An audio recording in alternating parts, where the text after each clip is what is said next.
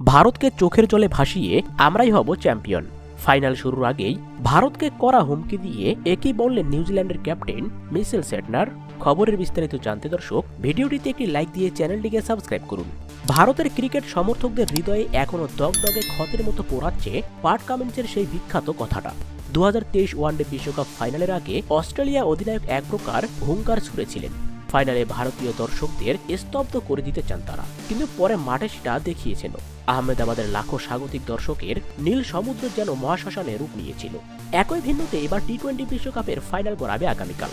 স্বাগতিক ভারত মুখোমুখি হবে নিউজিল্যান্ডের। ফাইনালের মহারণের আগে আরও নির্দয় বার্তা দিলেন কিউই অধিনায়ক মিচেল স্যাটনার। হাই ভোল্টেজ ম্যাচের উত্তাপ আরও বাড়িয়ে দিলেন যেন।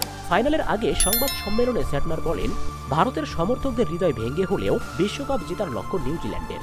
তিনি আরো বলেন, তার দলকে হয়তো ফেভারিট ধরা হচ্ছে না, তবে ছোট ছোট বিষয় ঠিকঠাকভাবে করতে পারলে এবং দলগত ভালো করতে পারলে ট্রফি জেতা সম্ভব। এটা অবশ্যই বড় চ্যালেঞ্জ।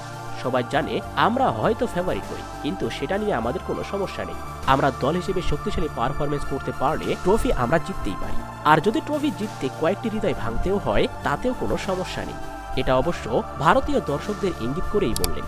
আর স্যাটনারের এমন কথায় ভারতীয়দের রাতের ঘুম হারাম হতেই পারে, কেননা ভারতীয়রাও যে আশা বেঁধে আছে তারাই হবে এবারের চ্যাম্পিয়ন। তো দর্শক, ফাইনাল ম্যাচে আপনি কোন দলকে সাপোর্ট করবেন, নিউজিল্যান্ড নাকি ভারত? অবশ্যই কমেন্ট করে জানিয়ে দিন। এ নিয়ে আপনার মূল্যবান মতামতটি ভিডিওর কমেন্ট বক্সে। ধন্যবাদ।